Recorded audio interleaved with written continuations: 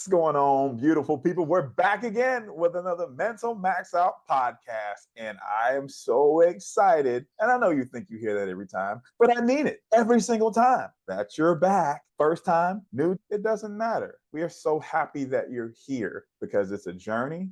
It's a process, and we're all growing. And as always, Amy G, what's going on? What's up, guys? I'm so happy to be back. It's another Mental Max Out episode, and it's another day to get better and another day to just think a little bit differently. Today is just one of those days where you feel kind of lackadaisical. I don't know if you're feeling it. I don't know if the audience is feeling it, but I'm feeling it. It's one of those things where it just hits you and you just kind of go through that same rut and you don't know why. You don't know what really happened. And people say, hey, I haven't talked to you in a while. And they say, same old, same old. And they're like, busy. I think that's what it can be. Like we get so caught up in doing things. And next thing you know, we're trying to check this box, fill this void, fill this box, get this paycheck, that it becomes same old, and we just run into the world of busyness. And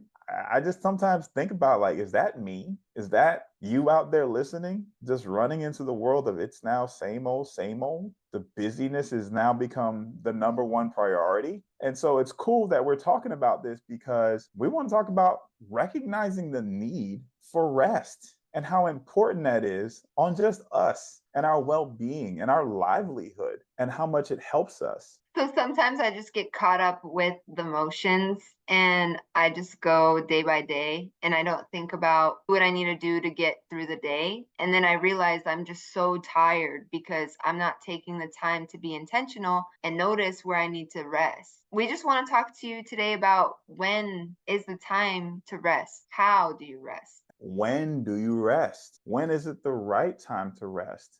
How do you rest efficiently? It's so crucial to think about because I think it's something that we take for granted. The right time to rest. When I was coaching and it was, we need these athletes that are about to go professional to be at their best. We stressed resting. Like that was something they had to fill out every day on their workouts of how many hours of sleep did you get, including a nap. And one of the biggest lessons we always tried to teach incoming freshmen to seniors was that if you're not resting, your reaction time when you're trying to perform and make that right move in a very crucial moment is seconds slower. And seconds slower might cost you a play, might cost you that NFL draft pick that you know you can be. The crazy stat that we always tell them is if you don't rest, it's no different than somebody showing the same exact movements and behaviors as somebody that's drunk. That's how slow your body would start to react if you're not getting the right amount of rest. That's crazy. I didn't even think about that. Yeah, and it's wild because the amount of people that think, I just got to make it through. I just got to do what I have to do. And we get bogged down in making it to the next thing that we're not even giving our bodies the appropriate time it needs to be able to do what it has to do. Like in that example, it's 14. But for you listening, it could be your family, yourself, the people that depend on you. If you're not getting them the right amount of rest, then you can't be at your best for others. I think sometimes, when I think of rest, we think it has to be physical. Matthew 11:28 says, come to me, all you who are weary and burdened, and I will give you rest. But most of the time, for me, I need mental rest. And for example, I work from home, so everything is accessible at home. And I think about work at home, yoga at home. I think about all these things at home. Whereas, like, I talk to my friends and, they drive to work. So then when they leave work, they don't think about work anymore. And then my friends go to the gym and exercise and then come home. So finding that mental rest is crucial because I have learned how to separate different boxes and learn when to stop thinking about things. And going back to scripture, taking the time to think about heavenly things in the moment, getting your mind off of the topics that we need to be more and we have to do more. But going to scripture for me is when I find that space to rest and take time for myself and really meditate on the word and meditate who I am for validation. We have so many things in our hands right now. You can look at your phone and you have money, you have information, you have all these things on your phone. And sometimes that's the most stressful thing because you're always on. And I used to think about it like when I was coaching, I used to love the fact I lived really close to my work. And as I got older, I realized I wasn't really getting much rest because if I forgot something, it was easy for me to stay a little bit longer because I lived close. It was easy for me to say, oh, I forgot something. I'm going to go back in when everything's closed and finish up one or two more things because it's not that bad. The weekend, I'm gonna go in. And I was feeling so burnt out when it was time for me to be on that I was behind. It was starting to affect my attention. And I realized that I had to separate myself from work. And so that was the first time I moved further away. And I found a place further away, and it was great for me because that's how I needed rest in that moment. I think a role model for rest was Jesus was that role model. Like Mhm. like I'm on a journey too about learning about Jesus and fully what he was doing and capable of doing. That every time you hear about it, he's doing amazing things in front of so many people and he's gathering thousands, preaching to millions of people. And even he was resting. But people don't promote that. People don't talk about that. Even he was resting and taking some time for himself. It says here in Luke 5:16, but Jesus often withdrew to lonely places and prayed. So even Jesus needed to rest and even he needed to separate himself just a little bit to be at his best to do those things. I love that. And when I look at Jesus as a model for rest, I just think about his pacing was slow. It was never rushed. He was never in a hurry. And so I try to embody that every day. It's like, how can I slow down? There's so much time when I slow down and realize how I'm utilizing my time. And so that just encourages me because we can rest at any moment throughout our day. And so that just gives me so much peace of mind because if we look at it that way, how are we using and spending our time? And so when we start to realize rest is a rhythmic practice and we can rest at any moment is when we truly could find more balance. I first heard about rhythmic practice from you, I didn't know it was that crucial. I think when people think, oh, I do yoga, you're like, that's your rhythmic practice. But you have such a way of making it a lot deeper than that and making it into more steps throughout your life and your daily routine that it's not just this one thing. And I had to adopt that. So, like, my rhythmic practice for me is that I love waking up at 4. I know that's early, but for me, I know that Allison isn't up yet, Serena's not up yet. So I get time to actually write for my dissertation. I get time in prayer for myself. And sometimes I even go to the gym. I have so much rhythmic time to get myself back to whole that I can now provide for the other people in my family with that allotment of time that I need. And for Allison, her rhythmic practice is every morning she wakes up, she makes juice and we make juice as a family and she'll make her a cup of juice and it's such a small cup but it takes her like 30 to 40 minutes to drink it because she's in prayer, she's reading her devotionals, she's getting herself ready for the day, not just rushing like Amy said, it's a moment for her to slow down. So, what are those moments for you that you can find time to slow down? Once I started really digging deeper into how to slow down, I even took it to eating, mindfully eating. I remember someone told me this, but I was eating and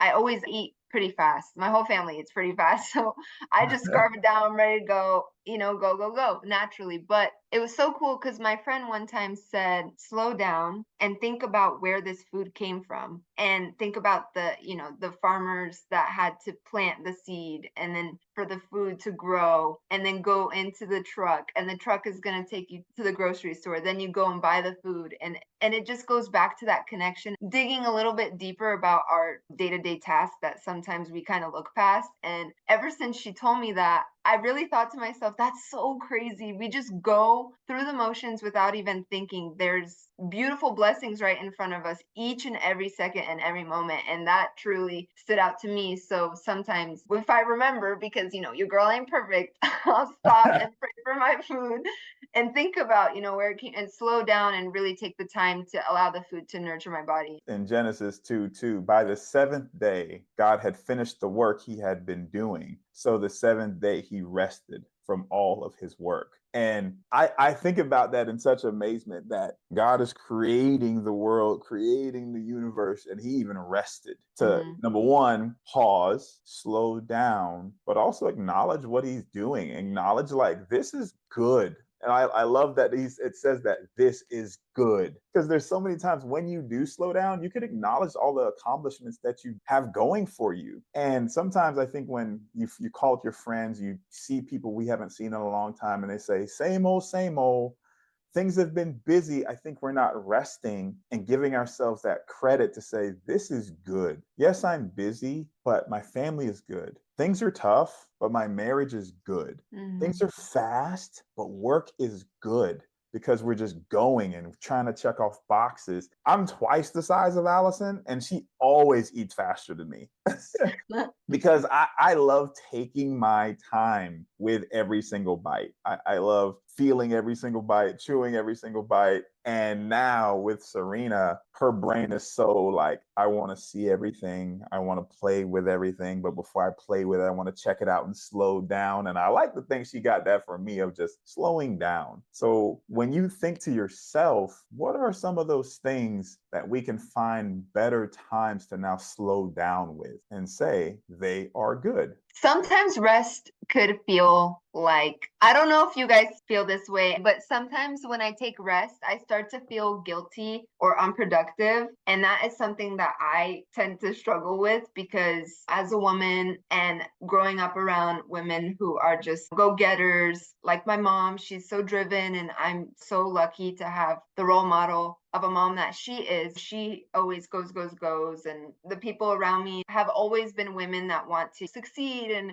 get after it. And that those are amazing qualities. But sometimes when we slow down, for me personally, I know that I have felt guilty and unproductive. But as I learned, it is so crucial for us to slow down, because it rejuvenates us and truly helps us to continue to propel forward and continue to do those good works. And so if you are feeling that way, I want you to know you're not alone in that, because that is something I feel like I've struggled with. Akeem, I don't know if you struggle with feeling guilty for being unproductive, but I remember when trying to take a nap and you hit that snooze, and something that was supposed to be an hour nap. Yeah, I take hour naps, y'all. I don't know. Some people are like 20 minutes is the ideal time. No, you might as well call it sleep for me. So I would take it, then I'll hit snooze, then I'll hit snooze. And next thing I know, I'll get up and they would go longer than expected. And I would feel guilty because I felt like I took advantage of the time. I felt like I abused the time.